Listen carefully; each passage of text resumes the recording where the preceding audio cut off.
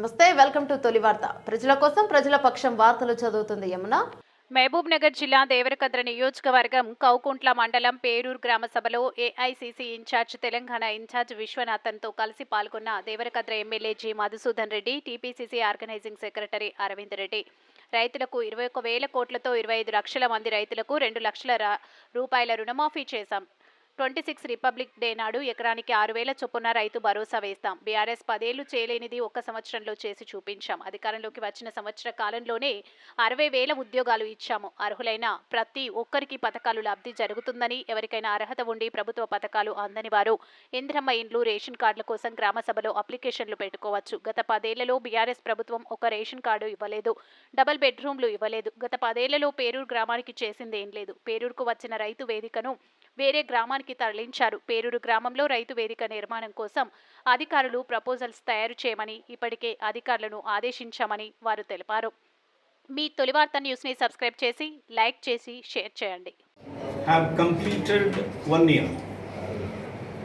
All India Congress Committee, we must thank the Chief Minister of Telangana Ravindra Reddy Garu, the Deputy Chief Minister Vikrama Garu, and the Council of the Ministers and MLAs and MPs and all.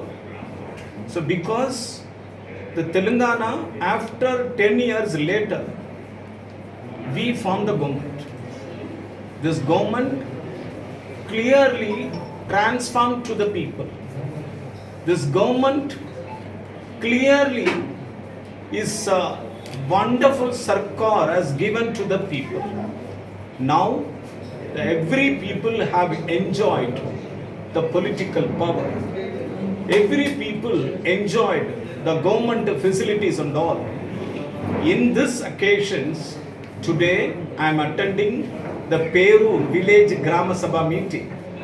Our beloved District Congress Committee President and my colleague MLA Garu is doing a wonderful job. In these occasions, I wish to Telangana, the people of the state, as a All India Congress Committee Secretary, all Karyakarta should promote the what government has given the schemes, programs and project to reach the grassroots level and mandal level and village panchayat level.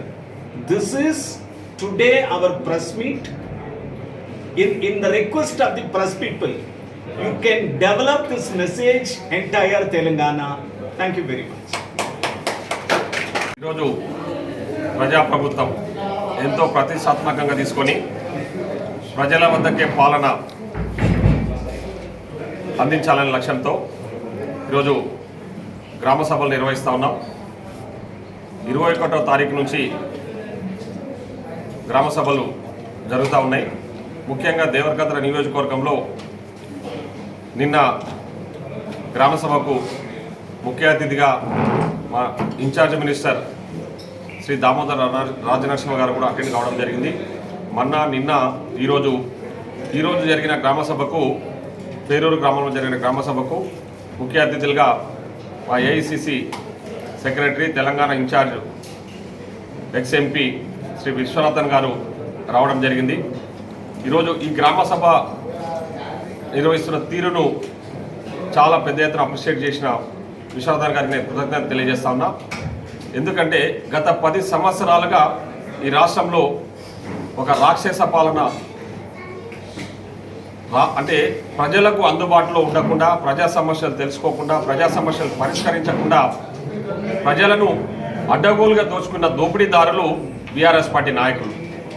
ఈరోజు మేము ఇంత పారదర్శకంగా ప్రజల వద్దకే పాలన తీసుకెళ్ళి ప్రజా సమస్యలు తెలుసుకొని ఇచ్చిన హామీలు నెరవేర్చుకుంటూ ముందుకు పోతున్న సందర్భంగా ఈరోజు గ్రామ సభలు కూడా పెద్ద ఎత్తున సక్సెస్ అవుతూ ఉన్నాయి.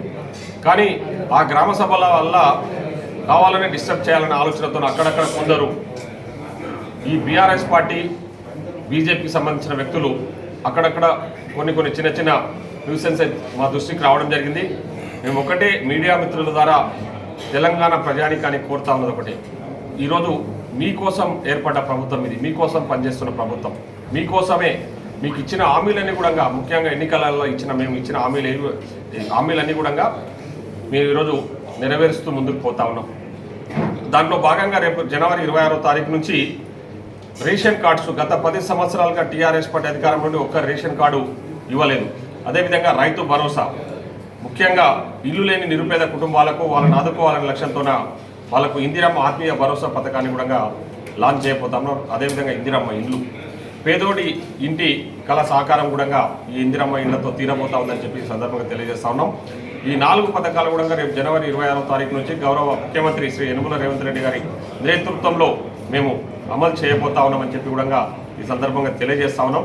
కాబట్టి ప్రజలందరూ కూడా నేను ఒకటే విజ్ఞప్తి చేస్తా ఉన్నాను. ఈరోజు టీఆర్ఎస్ వాళ్ళు రైతుల కోసం ఏదో ముసలి కన్నీరు గారుస్తూ మేము ఏదో కమిటీలు వేసినాం, ఆ కమిటీల ద్వారా రైతుల ఆత్మహత్యల గురించి తెలుసుకోవాలని చెప్పేసి ప్రయత్నం ఏదో చేస్తున్నామని చెప్పేసి ముసలి కన్నీరు కారుస్తూ ఉన్నారు.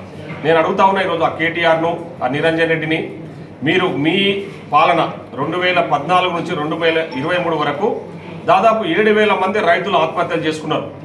మీరు పెట్టిన ఇబ్బందుల వల్ల, మీరు రుణమాఫీ చేయకపోవడం వల్ల, మీరు పనిముట్లకు సబ్సిడీ ఇవ్వకపోవడం వల్ల, ఎరువులకు సబ్సిడీ ఇవ్వకపోవడం వల్ల, సరైన సకాలంలో ఒడ్లు కొనకపోవడం వల్ల రైతులు 7,000 మంది రైతులు ఆత్మహత్యలు చేసుకుంటే ఆ రోజు మీరు అధికార దుర్వినియోగానికి పాల్పడి రాష్ట్రాన్ని ఆర్థికంగా దోపిడీ చేసిన దోపిడీదారులు ఈరోజు రైతుల గురించి మీరు మాట్లాడే నైతిక హక్కు మీకు లేదని చెప్పేసి ఈ సందర్భంగా తెలియజేస్తా ఉన్నాం. ఈరోజు మేము వచ్చిన ఈ ఏడాది కాలంలో రైతుల కోసం 59,000 కోట్లు ఖర్చు చేయడం జరిగింది. రుణమాఫీ విషయానికి వస్తే భారతదేశ చరిత్రలో ఎక్కడా లేని విధంగా ఈరోజు 21,000 కోట్ల రూపాయలు 25 లక్షల కుటుంబాలకు రుణమాఫీ చేసి వాళ్ళని రుణముక్తులు చేసిన ఘనత ఈరోజు మా ప్రజాప్రభుత్వాన్ని. అదేవిధంగా మనం పండించిన సన్న వడ్లకు మద్దతు ధరతో పాటు పారదర్శకంగా కొనుగోలు కేంద్రాలు ఏర్పాటు చేసి ఎక్కడ కూడా అవినీతికి తావు లేకుండా పారదర్శకంగా వడ్లు కొని ఈరోజు మేము బోనస్ కూడా ఇవ్వడం జరిగింది.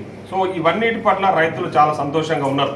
ముఖ్యంగా మేము రేపు ఇవ్వబోయే రైతు భరోసా గురించి కూడా రైతులకు ఎక్కడ అన్యాయం జరగకుండా ముఖ్యంగా పండించిన పంటకే పెట్టుబడి సహాయం అందించాలనే లక్ష్యంతోన ఈరోజు ఈ రైతు భరోసాను ప్రవేశపెట్టబోతా ఉన్నాం. ఇంతకుముందు గతంలో బీఆర్ఎస్ పార్టీ వాళ్ళు ఈ రైతు బంధు పేరు మీద దాదాపు 25,000 కోట్ల ప్రజాధనాన్ని కొండలకు, గుట్టలకు, అన్కల్టివేటెడ్ ల్యాండ్స్కు లేఅవుట్ చేసిన ల్యాండ్లకు ఇచ్చేసి ఈరోజు ప్రజాధనాన్ని దుర్వినియోగం చేసిరు. కాబట్టి ఈరోజు కష్టపడ్డ వ్యక్తికి లాభం చేకూరాలి, సంక్షేమ పథకాలు అందాలి, సంక్షేమ ఫలాలు అందాలనే లక్ష్యంతోన మేము పారదర్శకంగా ఈ గ్రామ సభలు నిర్వహిస్తూ ఉన్నాం. ప్రజల వద్దకే వెళ్ళి వాళ్ళ సమస్యలు తెలుసుకొని అక్కడికక్కడే పరిష్కారం చేసే దిశగా మేము ముందుకు పోతా ఉన్నామని చెప్పేసి ఈ సందర్భంగా తెలియజేస్తాం.